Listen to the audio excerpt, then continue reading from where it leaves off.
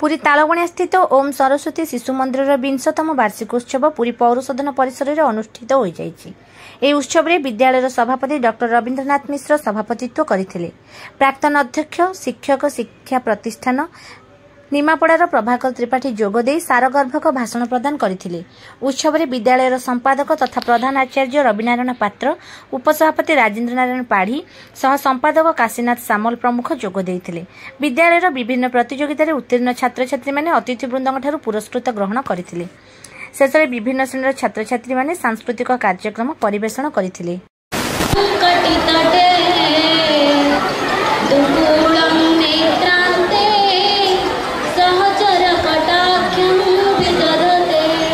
जगतनाथ जगन्नाथ को सहस्र कोटि प्रणाम।